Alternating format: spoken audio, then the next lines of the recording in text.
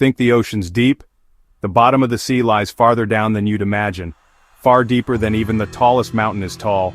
Today, we'll shrink down to a familiar scale and dive through the layers to reveal just how vast our underwater world truly is.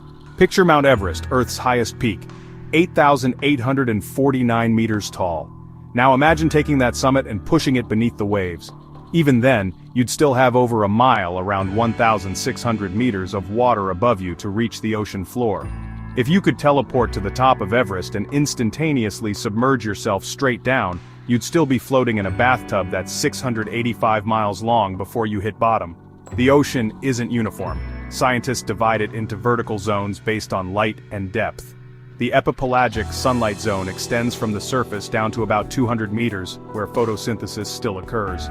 Below that is the mesopelagic twilight zone from 201,000 meters, where light dwindles and strange bioluminescent creatures begin to appear.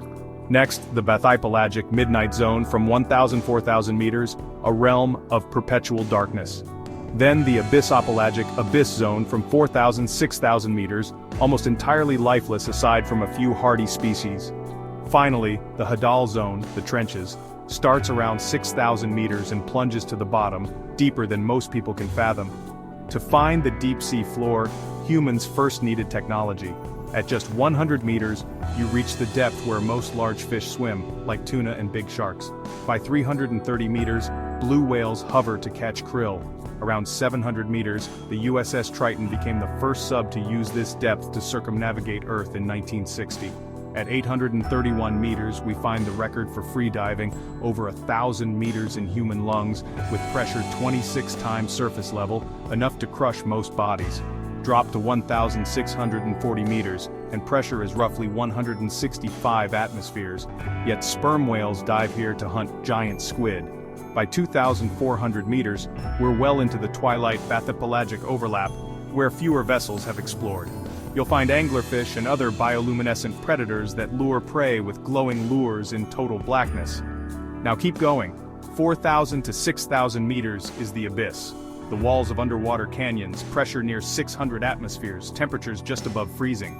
Only tube worms, brittle stars, and bacterial mats can withstand this pressure, and they cluster around hydrothermal vents or cold seeps, exploiting chemical energy instead of sunlight. Finally, the Challenger Deep in the Mariana Trench, 10,924 meters below sea level, the deepest spot on Earth. At this depth, pressure exceeds 1,100 atmospheres, enough to squash standard submarines. Only a handful of unmanned submersibles and 2 crewed dives, Jacques Piccard and Don Walsh in 1960, then James Cameron in 2012, have ever touched bottom. If you placed Mount Everest at the top of Challenger Deep, its peak would still be over 2 kilometers underwater. Why does this matter? The deep ocean harbors 99% of Earth's living space, yet we've explored less than 10%. These depths hold undiscovered species, untapped ecosystems, and clues to our planet's climate past, recorded in sediment layers. Understanding ocean depth helps guide conservation and informs climate research.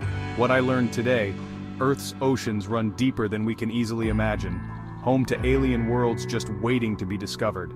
Like and subscribe for more deep dive science visuals.